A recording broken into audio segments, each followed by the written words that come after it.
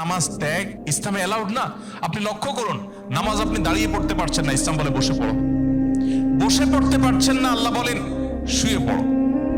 শুয়ে শুয়ে আপনি হাত চাপা নাড়াতে পারছেন না, ইসলাম আপনাকে নির্দেশ করছে মনে মনে তুমি নামাজ আদায় করো। আপনাকে ওযু করে নামাজ পড়তে হবে, ওযু করতে পারছেন না, ইসলাম বলে তুমি তায়াম্মুম করো। আপনি তায়াম্মুম করতে যদি অপারগ হন, তায়াম্মুমের ব্যবস্থা নাই, ওযুর ব্যবস্থা নাই, তাহলে যে অবস্থা আছেন সে অবস্থা আপনাকে নামাজ আদায় করতে হবে। নামাজের জন্য সতর ঢাকা ফরজ, কিন্তু এমন কোন পরিস্থিতি আছেন, আল্লাহ মাফ করুক, আপনার সতর ঢাকার ব্যবস্থা নেই, তাহলে ওই অবস্থায় আপনাকে নামাজ আদায় করতে হবে। আপনি যদি এমন কোন পরিবেশে থাকেন যেখানে আপনার পবিত্র কাপড় থাকা নামাজের জন্য পূর্ব শর্ত, অথচ আপনার কাছে পবিত্র কোনো কাপড় নাই, তো ইসলাম ওই অবস্থা আপনাকে নামাজ পড়তে বলে।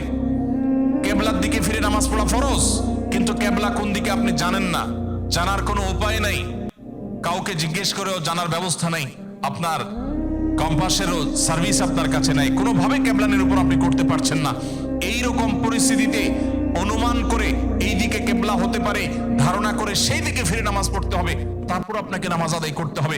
ভাইরা আমার, নামাজের গুরুত্ব এত বেশি বুঝেছেন সাহাবায়ে কেরাম যে যুদ্ধের মধ্যে, রণাঙ্গনের মধ্যে পর্যন্ত তীর এসে লেগেছে পায়ে, কিন্তু নামাজ ছাড়েন। ওমর রাদিয়াল্লাহু তাআলা আনহু খলিফাতুল মুসলিমিন, তিনি বলেছেন লা হাজ্জা ফিল ইসলাম লিমান তারাকাস সালাহ, যে ব্যক্তি নামাজ ছেড়ে দেয়, যে ব্যক্তি নামাজ পড়ে না, এর ইসলামে কোনো অংশ নাই, সে নিজেকে মুসলিম দাবি করবার কোনো অধিকার নেই।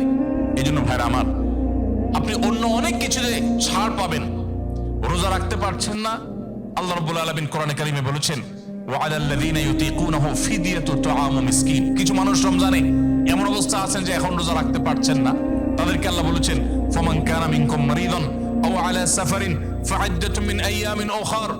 কেউ যদি অসুস্থতার কারণে, সফরে থাকার কারণে রোজা রাখতে কষ্ট হয়, তাহলে সে রমজানের রোজা না রেখে এই কয়েকটা রোজা, যেগুলো সফর কিংবা অসুস্থতার কারণে, কারো জ্বর হয়েছে, অসুস্থ হয়েছে, রোজা রাখাটা টাফ হচ্ছে, তার পানি পান করতে হবে, তাকে মেডিসিন নিতে হবে, না হলে তার বিপদ হতে পারে, এইরকম সিরিয়াস পর্যায়ে অসুস্থ হলে আল্লাহ তাআলা তার জন্য কোরআনে বিধান দিয়েছেন সে এই রোজাগুলো ভেঙে রমজানের বাইরে অন্য সময় রোজা রাখতে পারবে। আর যদি কারো রোজা রাখার ক্ষমতা একেবারে শেষ হয়ে যায়, ওয়ালাল্লাযীনা ইউতীকুনাহু ফিদিয়াতু তুআমু মিসকিন, কারো রোজা রাখার একেবারে ক্ষমতা নেই, তিনি অসুস্থ হয়ে পড়েছেন বা বার্ধক্যজনিত কষ্টে তিনি বয়সের শেষ প্রান্তে এসেছেন, রোজা রাখতে পারেন না, আর এই ব্যক্তির জন্য রোজার বিকল্প হিসাবে খাদ্য বিতরণ করতে বলা হয়েছে। মিসকিনকে, একজন মিসকিনকে একদিনের খাবার দিয়ে দিলে একটা রোজার বিকল্প হয়ে যায়। এইরকম ব্যক্তির, যে ব্যক্তির রোজা রাখার ক্ষমতা নাই বার্ধক্যজনিত কারণে, অথবা এমন অসুস্থতা যে অসুস্থতাতে কখনো আর সুস্থ হওয়ার সম্ভাবনা নেই, তার জন্য ফিদিয়ার ব্যবস্থা রেখেছে ইসলাম। কিন্তু নামাজের ব্যাপারে ইসলাম কোনো বিকল্প দেয় নেই। ভাইরা আমার, নামাজ এমন একটা ইবাদত যে এটার কোনো বিকল্প না, যে ঠিক আছে নামাজ পড়তে পারো না, তুমি সাদাকা দিয়ে দাও, এটা হয়ে যাবে, এরকম কোনো বিধান কোরআন হাদিসে নাই।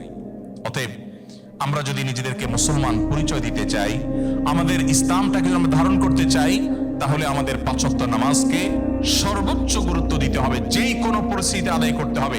অনেক সময় হীনমন্যতা কাজ করে যে আমার এখানে কেউ মুসলমান না, আমি একা মুসলমান, একা নামাজ পড়লে সবাই তাকায় থাকবে, নামাজের কোনো আলাদা জায়গা নাই, তো তাকায় থাকবে। তাতে আমার যদি একটু হেজিটেশন হয়, আমি যদি একটু অস্বস্তিতে পড়ি, আমি যদি একটু লজ্জাস্কর পরিস্থিতিতে পড়ি, তারপরেও সেটাকে আমার মেনে নেওয়াটা আমার ইমানের দাবি। আমি জান্নাতটা আল্লাহর কাছে কোন মুখে চাইবো? অনন্তকালের সুখের ঠিকানা জান্নাত যে চাইবো, সেখানে তো আমাকে কিছু স্যাক্রিফাইস করতে হবে। এই স্যাক্রিফাইসের বিনিময় আল্লাহর কাছে আমি জান্নাত চাইতে পারি।